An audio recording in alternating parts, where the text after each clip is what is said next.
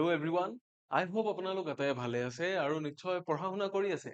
So আমাৰ এই যেটো সিৰিজ the most important MCQs আমি কন্টিনিউ কৰি গৈ আছো। আপোনালোকে আগৰ পাৰ্ট কেইটা যদি চাইছে খুবেই ভাল।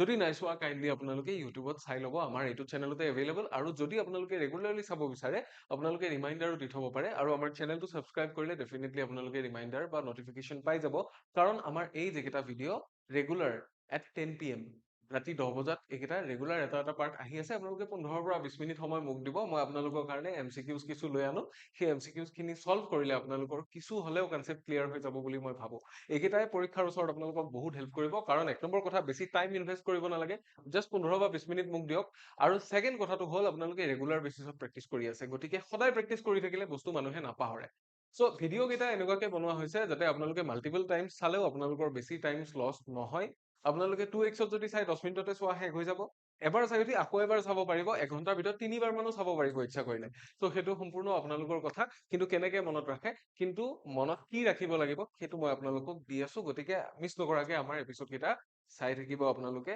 আহক পলম নকৰি আজিৰ পাৰ্ট 8 টো আৰম্ভ কৰি দিও আগতে 7টা পাৰ্ট হৈ গৈছে যদি নাই চোৱা কাইন্ডলি চাব আহক আজি ভিডিওটো আৰম্ভ কৰো আপোনালোক আটাইকে স্বাগতম জনাইছো এই কহিপাঠৰ আন এটা ভিডিওলে নমস্কাৰ মই ইমন আপোনালোকৰ ইংলিশ টিচাৰ আৰু আপোনালোকে চাই আছে দ্য মোষ্ট ইম্পৰ্টেন্ট এমসিকিউজ যিখিনি মই স্পেসিফিক্যালি আসাম টেটৰ কাৰণে আনিছিলো কিন্তু এটা কথা জনাও যদি আপোনালোকে বেলেগ এক্সামৰ কাৰণেও পঢ়ি আছে তেতিয়াও এইখিনি কামত আহিব কোনো প্ৰবলেম নাই ঠিক আছে এইখিনি কোৱেশ্চন আপোনালোকৰ কেৱল আসাম টেট বুলি নহয় বেলেগ এক্সামৰ কাৰণেও কামত আহিব যাও আহক প্ৰথমটো কোৱেশ্চনৰ ফালে ইয়াতে কি দিছে চাব প্ৰথম কোৱেশ্চনটো দিয়া আছে Benu is a great storyteller and can makes up a story on the spot ইয়াতে আমাক কি কৰিবলৈ দিছে spot the error spotting error question দিব so we need to spot the error ঠিক আছে we need to spot the error so ইয়াতে আমাক error টো বিচাৰিব দিছে যে বেনু এজন great storyteller আৰু কি কৰিব পাৰে story make up কৰিব পাৰে on the spot storyteller মানে আতে জানে যে কাহিনী কয় right কাহিনী কোৱা এজন মানুহ আৰু সি on spot মুহূৰ্ততে ঠিকাতে সি কি কৰিব পাৰে কাহিনী লিখিব পাৰে কাহিনী বনাই ক'ব পাৰে সো আমাক বিচাৰিব দিছে ইয়াৰে পৰা গণ্ডগোলটো ক'ত আছে আমি দেখিবলৈ পাইছো দুটা ক্লজ দেখিছো সাপোজ ইয়াতে যিখিনি ভাগ ভাগ কৰি দিয়া আছে এটা ভাগ দুটা ভাগ তিনিটা চাৰিটা এই ভাগকেইটা নচোৱাকে আপোনালোকে যদি সেন্টেন্সটো চাই ইয়াতে আমি কেইটা ক্লজ দেখিছো দুটা ডিফাৰেন্ট ক্লজ দেখিছো ৰাইট দুটা ডিফাৰেন্ট ক্লজ কি কি এটা এন্ডৰ আগত আছে এটা এন্ডৰ পিছত আছে এটো হল কি কনজাংশন কনজাংশনে এই দুটা ক্লজক কি কৰি আছে কানেক্ট কৰি আছে সো এই ক্লজ দুটাৰ ভিতৰত আপোনালোকে এটা কথা মোক কওক প্ৰথম ক্লজটোৱে কোনটো টেন্স ফলো কৰিছে প্ৰেজেন্ট টেন্স ফলো কৰিছে নহয় জানো প্ৰেজেন্ট টেন্সত আমি কৈছো যে Benu is a great storyteller right so সেকেন্ডটোত কি দিয়া আছে ক্যান ঠিক আছে কুড দিয়া হোৱা নাই ক্যান দিয়া আছে আমি গম পালো যে ডেফিনেটলি ইয়াতেও প্ৰেজেন্ট টেন্সে দিয়া আছে তাৰ পিছত চাও ক্যানৰ পিছত আৰু এটা ভাৰ্ব লাগি আছে এটুত কি কৰা আছে ই এস এটা দিয়া আছে আমি জানো যে ইয়াতে যেটো সাবজেক্ট আছে হয় এটো থাৰ্ড পাৰসন সিঙ্গুলাৰ নাম্বাৰে হয় তো সাবজেক্ট ভাৰ্ব এগ্ৰিমেন্টৰ ৰুল মতে ইয়াতে ভাৰ্বৰ থাৰ্ড ফৰ্মে হ'ব লাগে ডেফিনেটলি হ'ব লাগে কিন্তু আমাৰ আগত যেটো আছে এইটো ক্যান এটুক আমি কি বুলি কওঁ জানেনে এটুক কওঁ আমি কি বুলি model verb so model verb এটা যদি আগত থাকে মডেল ভাৰ্ব এটা আগত থাকিলে তাৰে পিছত থকা ভাৰ্বটোৱে কোনো ধৰণৰ বেলেগ ফৰ্মেশন নলয় সি নিজৰ বেসিক ফৰ্মটোত বহিব লাগে সো বেসিক ফৰ্মটোত যদি বহে এই এস টো লগত বহিবনে এই এস টো ডেফিনেটলি লগত নবহে গতিকে কি হ'ব লাগিছিল story teller and can make up story on the spot হ'ব লাগিছিলে হয় নে নহয় কাৰণ ইয়াতে আমি যদি মেক্স দি দিওঁ তেতিয়াহ'লে এইটো ইয়াতে মডেল ভাৰ্ব এটা থকাৰ কোনো সেন্স নাথাকে কোনো মিনিং নাথাকে মডেল ভাৰ্ব যদি থাকে তাৰে পিছত আপোনালোকে মনত ৰাখিব সদায় মডেল ভাৰ্বৰ পিছত সদায় কি হয় V1 হয় V1 মানে ভাৰ্বৰ যেটো বেসিক ফৰ্ম মই ইয়াতে সাইডত লিখি দিছো মডেল ভাৰ্ব হওক বা বেলেগ কিবা হেল্পিং ভাৰ্ব থাকক সেই সদায় তাৰে পিছত থকা ভাৰ্বটো সদায় V1 ফৰ্মত থাকিব ঠিক আছে মই কালাৰটো চেঞ্জ কৰি দিছো সো দ্যাট ভালকে দেখা পায়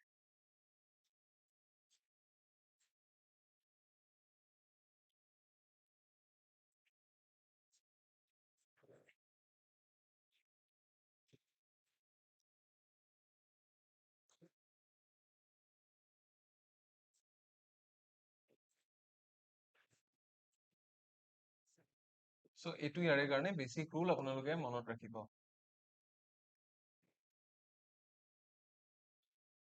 সদায় V1 হিচাপে থাকিব বা থাকে এটো এটা বেসিক ৰুল ঠিক আছে সো আমাৰ আনসাৰটো ক'ত ওলালো আনসাৰটো ওলাইছে অন দ্য স্পট নে মেক্স আপ আ ষ্টৰী পাৰ্টত ভুল হৈ আছে ঠিক আছে ইয়াতে অপচন কিটাও খেলি মেলি কৰি পেলাই এই কাৰণে দিয়া আছে যাতে ইয়াতে আপোনালোকে যদি A B C D হিচাপ কৰে C টোত টিক মাৰি থৈ আহিব অপচন কেইটা যদি চেক নকৰে C টোত টিক মাৰি দিব হয়নে সো B হে দিয়া আছে কিন্তু মেক্স আপ ষ্টৰি গতিকে B very careful while choosing the correct answer ইয়াতে আমি অপচন বি টো পালো কাৰেক্ট আনসাৰ হিচাপে নেক্সট কুৱেশ্যনৰ ফালে যাব পাৰো নেক্সট কুৱেশ্যনটোত কি দিছে চাব ইয়াতে দিছে it is a matter of immense honor to receive a MBA degree from here এটা কথা মোক কওক ইয়াতে ক'ত ভুল আছে ইয়াতে ক'ত ভুল আছে মোক কওক again we need to spot the error it is a matter of immense honor হ'ব পাৰে নে honor is a noun immense to কি এটা adjective কেনেকুৱা ইয়াক qualify কৰি আছে নে নাই ঠিকে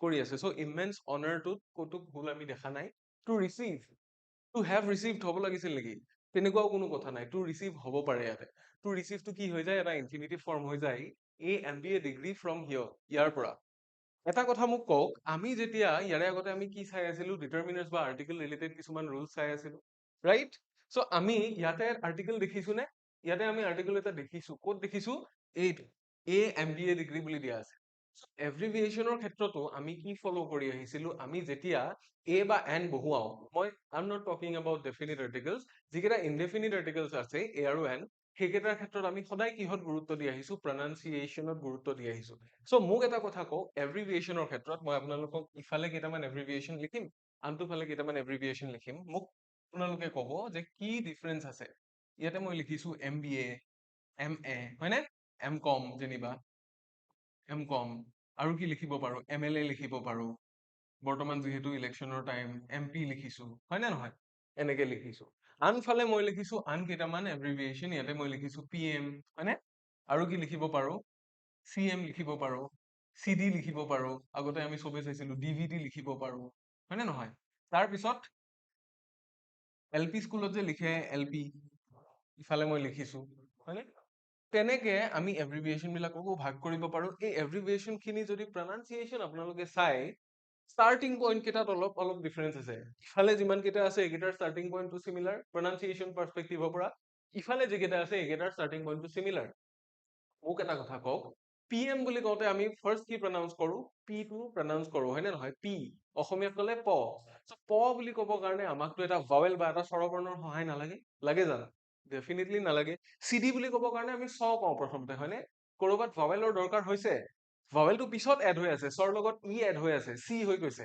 কিন্তু তাৰে আগতে কৰবাত প্ৰনাউন্স কৰোতে প্ৰথম যিটো ফৰ্চ সেই ফৰ্চটো আমাক ভাৱেলে দিছে নেকি CD টোকটো আমি S বুলি ক'ব লগা হোৱা নাই ৰাইট ইয়াতে কিন্তু কি হৈছে ইফালে যিমান কেইটা এভ্ৰিভিয়েচন আছে MBA MA MCOM M বুলি কওঁতে কিন্তু মই এৰ পিছতহে মটো প্ৰনাউন্স হৈছে বুজি পাইছে নে M বুলি ক'ব লগা হৈছে তাৰমানে এৰ থ্ৰুৰে প্ৰনাউন্স কৰিব লগা হৈছে যেতিয়া আমি ভাৱেলৰ থ্ৰুৰে প্ৰনাউন্স কৰিম এভ্ৰিভিয়েচনৰ ক্ষেত্ৰত সদায় মনত ৰাখিব যেতিয়া ভাৱেলৰ থ্ৰুৰে প্ৰনাউন্স কৰিম তেতিয়া তেনেকুৱা এভ্ৰিভিয়েচনৰ আগত সদায় N বহিব ক্লিয়াৰ তেতিয়া তাৰে আগত কি বহিব লাগে এৰ সলনি N বহিব লাগিছিল এতিয়া একে নিচিনা বস্তু এটা মই আপোনালোকক কৈছো কি কৈছিলো যেতিয়া আমি ইউ বা ৱাৰ নিচিনা প্ৰনাউন্স কৰো তেতিয়া সেইকেইটাক আমি কি বুলি কওঁ সেইকেইটাৰ ক্ষেত্ৰত আমি এ ব্যৱহাৰ কৰো ঠিক তেনেকে যেনেকে এ ইউনিক হয়নে এ ইউনিভাৰ্চিটি বুলি আমি কওঁ এ ইউনিট বুলি আমি কওঁ ঠিক এভ্ৰিভিয়েচনতো যদি কৰবাত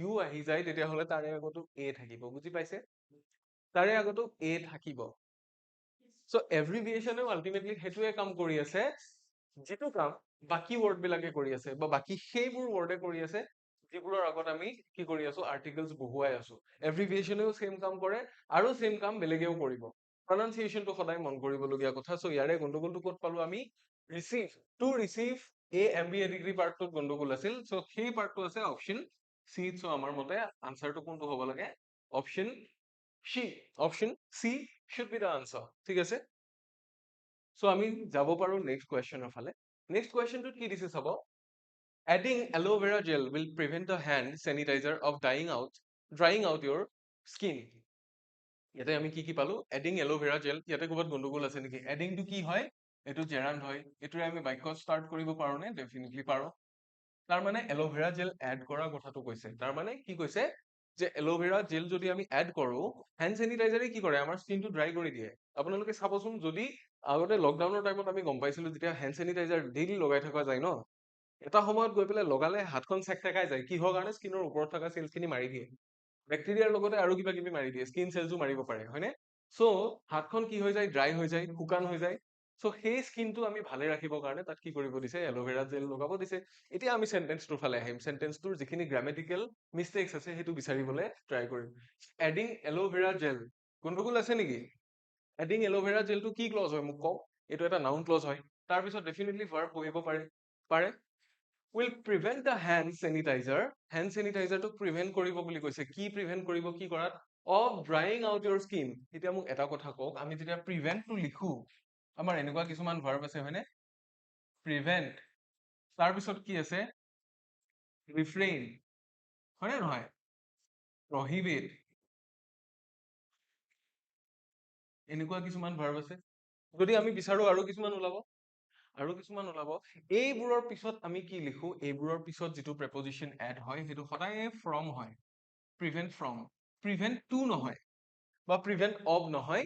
চ' ইফালে যাকেই প্ৰিভেন্ট নকৰক, দ্য হেণ্ড চেনিটাইজাৰ ইফালে লগাই যিমানেই নিদিয়ক, কিন্তু প্ৰেপজিশ্যন কোনটো বহি আছে? অব বহি আছে। প্ৰেপজিশ্যন কোনটো বহি আছে?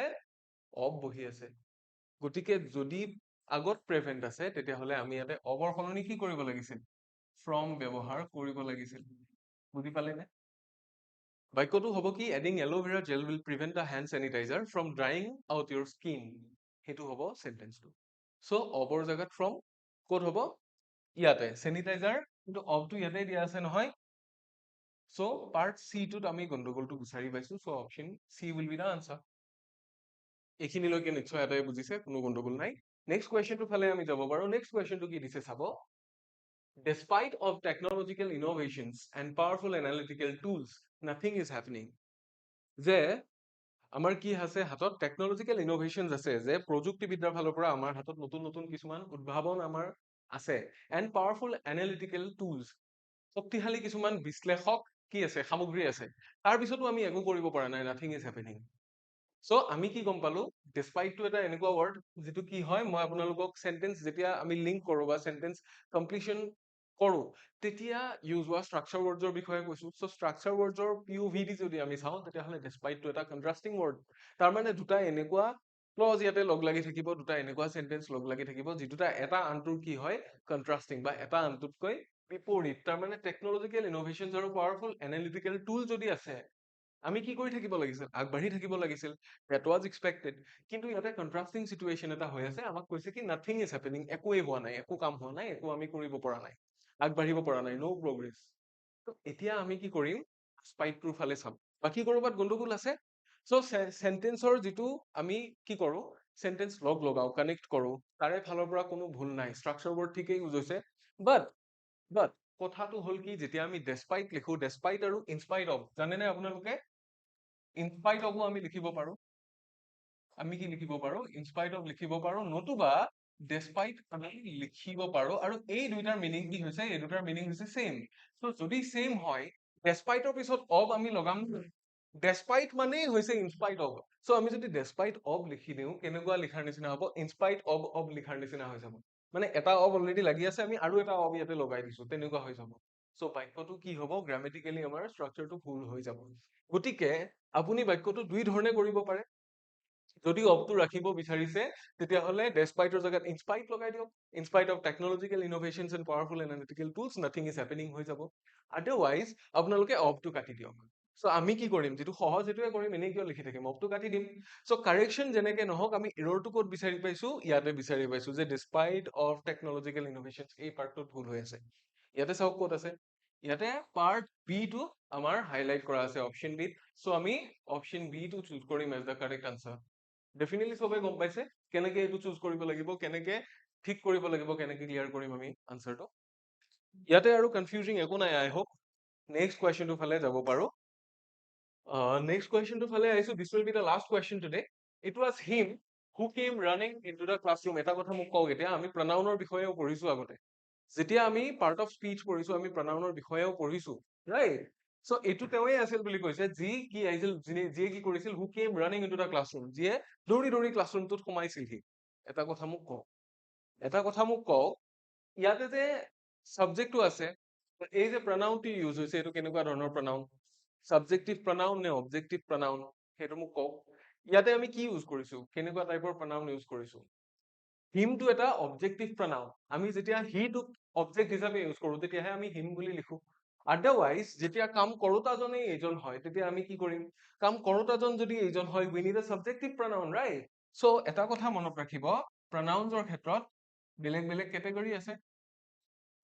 কেটেগৰী আছে পজেচিভ আছে সাবজেক্টিভ আছে হয় নে নহয় যদি আমি হিজ বুলি কওঁ তেতিয়া পজেচিভ pronoun হৈ যাব যদি হিম বুলি কওঁ অবজেক্টিভ pronoun হৈ যাব যদি হি বুলি কওঁ সাবজেক্টিভ pronoun হৈ যাব ঠিক আছে এইখিনি মই আপোনালোকক ইয়াতে দেখুৱাই দিব বিচাৰিছো যে সাবজেক্টিভটো কি হয়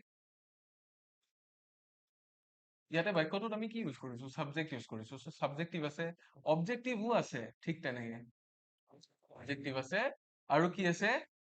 আৰু কি আছে পজেচিভ আছে এটা কথা মোক কওক সাবজেক্টিভ কোনটো হ'ব ইয়াতে সাবজেক্টিভ হ'ব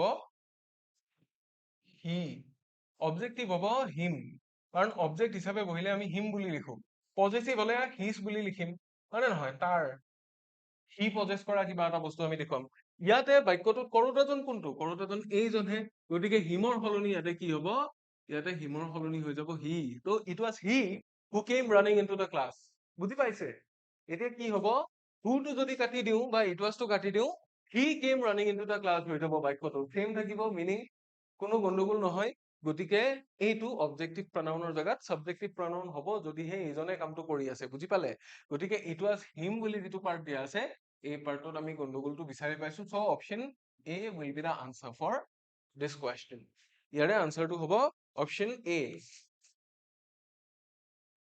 ঠিক আছে এইখিনি আছিল আমাৰ এমচিকিউজ আজিৰ কাৰণে আই হোপ আপোনালোকে ভাল পালে কেনেকুৱা পালে আমাক জনাবলৈ নাপাহৰিব আৰু লগতে আপোনালোক আটাইকে জনাও যিসকলে আমাৰ এই ভিডিঅ' কেইটা চাই আছে আপোনালোকে যদি বিচাৰে এটা ডিটেইলড এটা ভাল কোৰ্স এটা আপোনালোকে ল'ব এই সিলেবাসটোৰ কাৰণে তেতিয়াহ'লে আপোনালোক আটাইৰে কাৰণে আছে আমাৰ আসাম টেট কম্প্ৰিহেনসিভ বেটচ 2026 যেটো জিটি আৰু পিজিটিৰ কাৰণে স্পেসিফিক্যালি বনোৱা হৈছিল আৰু ইয়াৰ এডমিশনছ বৰ্তমান হৈ আছে আমাৰ বৰ্তমানৰ কাৰণে এইটো হাইয়েষ্ট সেলাৰ কোৰ্স ইয়াতে এডমিশনছ হৈ আছে মই আপোনালোকক কৈ দি আছো কোৰ্সটোত আপোনালোকে কি পাব সিলেবাসৰ গোটেইখিনি বস্তু আপোনালোকে পাই আছে য'ত pedagogy Assam and people general mathematics general English general studies আৰু কাৰেণ্ট এফেয়াৰ্স দিয়া হৈছে লগতে আপোনালোকৰ কাৰণে কম্প্ৰিহেনসিভ কভাৰেজ থাকিব তাৰমানে গোটেইখিনি আপোনালোকক ধুনীয়াকেতো বুজাই দিয়া হ'বয়ে আপোনালোকে যদি ইয়াতে আহি পঢ়ে তেতিয়াও পঢ়িব পাৰিব আৰু যিসকলৰ ইয়াতে আহিবলৈ অসুবিধা আপোনালোকে ঘৰত বহিয়েই নিজৰ টেবলেটটোত লেপটপটোত অথবা ফোনটোত আমাৰ এপ বা ৱেবছাইটৰ থ্ৰুৰে ক্লাছখিনি চাব পাৰিব সো অফলাইন আৰু অনলাইন দুইটা মোডত হয় আপোনালোকে গমেই পালে সো ক্লাছেছৰ বাহিৰে আপোনালোকে মক টেষ্ট পাব